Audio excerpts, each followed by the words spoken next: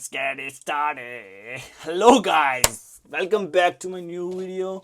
और आज हम बात करने वाले हैं कोरियन लैंग्वेज प्रोग्राम के ऊपर, क्योंकि मैं इस वीडियो को क्यों बनाना चाहता हूँ, क्योंकि कुछ चीज़ें ऐसी हैं जो पहले से थोड़ी सी डिफरेंट हो गई हैं, तो उन चीज़ों के बारे में आपको बताऊंगा इस वीडियो में। तो मेन फोकस रहेगा हमारा कि जो स्टूडेंट अभी कोरियन लैंग्वेज प्रोग्राम कोरिया में करना चाहते हैं, कोरियन लैंग्वेज स्टडी करना चाहते हैं, तो ये उनके लिए रहेगा ये वीडियो, ठीक है। बिल्कुल बेसिक्स जो स्टार्टिंग से बताऊंगा।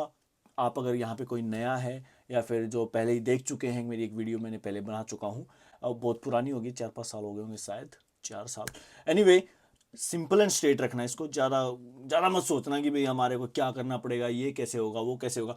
देखो लाइफ है अपना, जब आप आ जाओगे यहाँ पे सब सेटल हो जाएगा, उसकी दिक्कत मत मानना। आप ये देखो कि आप हमारे को अप्लाई कैसे करना है, कौन कौन इसको अप्लाई कर सकता है, कैसे अप्लाई करना है, क्या क्या डॉक्यूमेंट्स ज़रूरत हैं, और क्लास कितने घंटे की होती है, 2-4 पॉइंट्स और बताऊंगा, ठीक है भाई। तो स्टार्टिंग में पहले बात कर लेते हैं कि सबसे पहले कि भाई इसको अप्लाई कौन कर सकता है। और बहुत सारे क्वेश्चन ऐसे आते हैं कि भी मेरे इतने साल का हूँ, मैं अप्लाई कर सकता हूँ या नहीं, मेरी एज ज़्यादा है, मैं तो मेरे हिसाब से नहीं कर सकता, मैं ज़्यादा छोटा हूँ तो मैं नहीं कर सकता। तो एज देखो, एज डिपेंड नहीं करता, मैटर नहीं है एज भाई, ये है 12th पास होने चाहिए आप। तो एक्चुअली मेरे हिसाब से 17-18 साल के तो होने चाहिए आप, ठीक है। एक तरह से प्रोग्राम होता है ये, इसको कोई भी सीख सकता है, ये नहीं कि भाई 18 साल का ही सीख पाएगा लैंग्वेज कोई भी सीख सकता है। नहीं, मैं अपने इससे भटक रहा हूँ पॉइंट से ठीक है।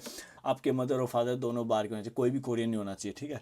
एक आपके अंदर थोड़ा जुनून होना चाहिए कि भाई हाँ मेरे को कोरियन सीखना है, तो उनको मतलब दिखाना होता है आपको, ठीक है, थोड़ा कि भाई हाँ भाई मेरे को कल्चर भी मेरे को बहुत अच्छा लगता है आपका, ये वो, तो उसमें थोड़ा सा आपको हेल्प मिल जाती है जब आप अप्लाई करते हो, ठीक है। फिर बात करते हैं कि भी क्लास कितने कितने घंटे की होगी, कि भाई चल ठीक है, पता चल गया अब मैं अप्लाई कर सकता हूँ, लेकिन वहाँ पे अब क्लास कितने घंटे की होगी। तो क्लास ज़्यादातर 9 बजे से लेके 1 बजे तक चलती है, ठीक है। और या 4 घंटे। किसी यूनिवर्सिटी में क्या होता है कि आप 2 शिफ्ट होती है इसमें, मॉर्निंग और इवनिंग वाली, या तो आजकल तो टेस्ट भी होने लगा है आने के बाद। किसी को पहले से ही कोरियन आप सीख के आए हो तो मान लो हो गया, अब आपको फर्स्ट लेवल आता है तो यहाँ पे वो एग्ज़ाम लेंगे आपका, और उसके नंबर के हिसाब से आपको लेवल मिल जाएगा कि अब सेकंड लेवल में हो या फर्स्ट लेवल में या थर्ड लेवल में हो, कि आजकल ये भी चल रहा है। पहले क्या था, आते ही आपको फर्स्ट लेवल से स्टार्ट करना पड़ता था। एनीवे ओके, हम बात करते हैं अब डॉक्यूमेंट अप्लाई करना है, नहीं प्रोसेस क्या रहेगी, सॉरी, कि इस पूरे प्रोग्राम की प्रोसेस क्या रहेगी। तो सबसे पहला आपको डॉक्यूमेंट्स अप्लाई करना है, दूसरा यूनिवर्सिटी की तरफ से आपका रिजल्ट आएगा, तीसरा है आपका पेमेंट। अगर वो आप यूनिवर्सिटी के द्वारा ले लिए गए हो, एक्सेप्ट कर लिया गया है, तो आप फीस भरोगे।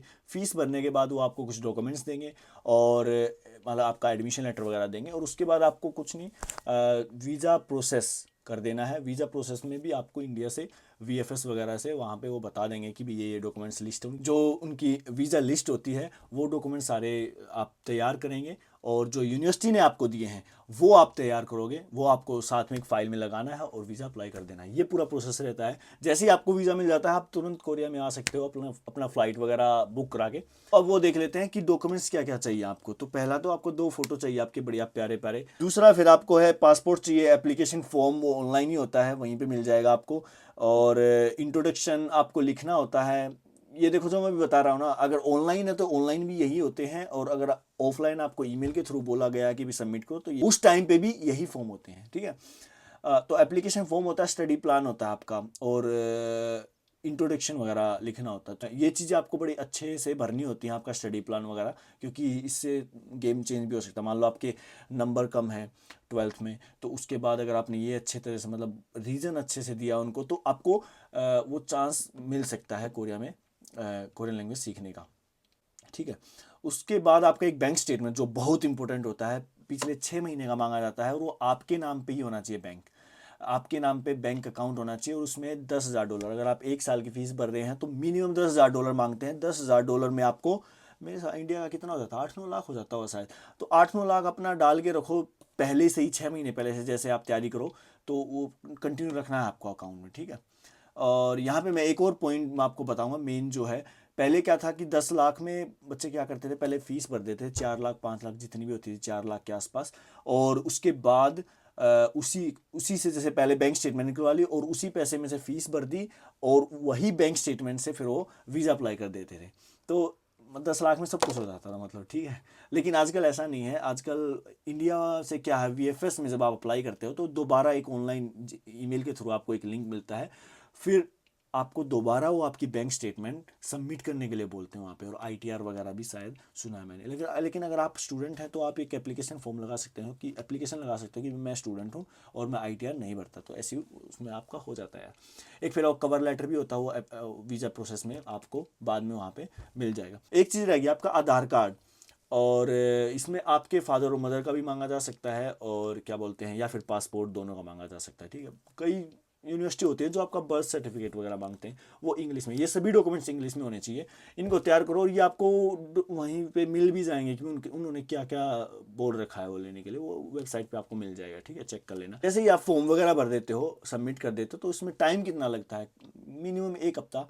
और अगर भाई यूनिवर्सिटी काम नहीं कर रही है अच्छे से तो 2 हफ्ते भी लग सकते हैं। 2 हफ्ते के अंदर वो आपका रिजल्ट दे देंगे कि आपको वो एक्सेप्ट कर रहे हैं या नहीं कर रहे हैं, ठीक है। बड़ा सिंपल है, अभी तक कुछ नहीं, बस सिंपल है। ऑनलाइन सब कुछ करना है, कहीं धक्के नहीं खाने। उसके बाद फिर आपको एडमिशन लेटर मिल जाता है और बस काम खत्म। जैसे ही आपका एडमिशन लेटर हो जाता है, मान लो आपका कोरिया का काम खत्म, अब आपको जल्दी से फाइल तैयार करनी है, वीएफएस में जाना है, वहाँ से या फिर ऑनलाइन भी चेक कर सकते हैं आपकी कि वीज़ा के लिए, स्टडी वीज़ा, D4 वीज़ा बोलते हैं, कि इसके लिए आपको कौन कौन से डॉक्यूमेंट्स वगैरह चाहिए।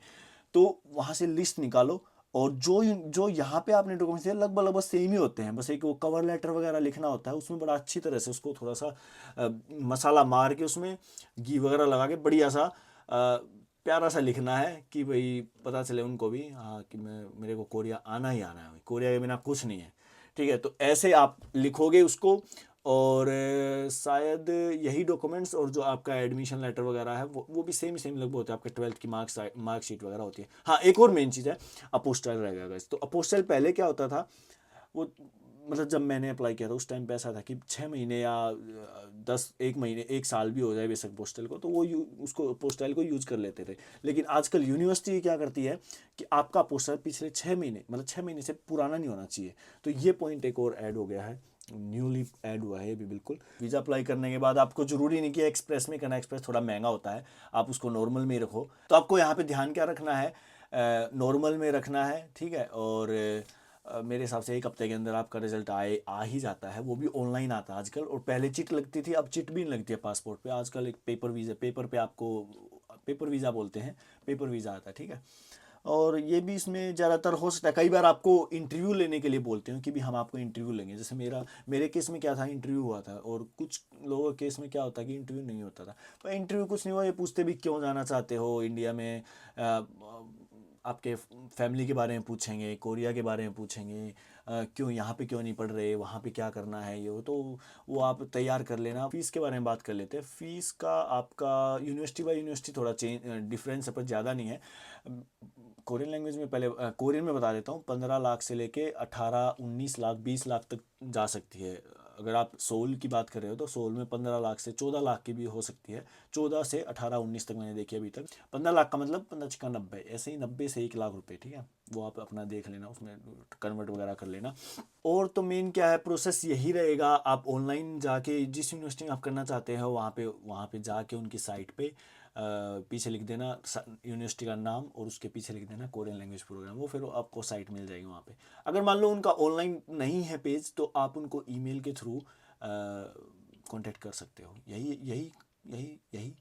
यही प्रोसेस है गाइस, और कुछ नहीं है। ठीक, कुछ यूनिवर्सिटी बोलती है कि आपको मिनिमम 1 साल तक की फीस भरनी पड़ेगी, तो वो डिपेंड करता है यूनिवर्सिटी बाय यूनिवर्सिटी। अगर आपको और कोई कंफ्यूजन है या फिर कोई क्वेश्चन है तो यहाँ पे कमेंट में डाल दो। कमेंट्स वगैरह आपके चेक कर लेंगे, अगर कोई ऐसा होगा भी जवाब देने लायक। आई होप जो आना चाहते हैं उनको वीज़ा मिल जाए और कोरिया को एक्सप्लोर करें। और जो लैंग्वेज है इनकी, कल्चर सीखना अच्छी बात है, लैंग्वेज सीखना अच्छी बात है। आई होप सब कुछ ठीक रहेगा।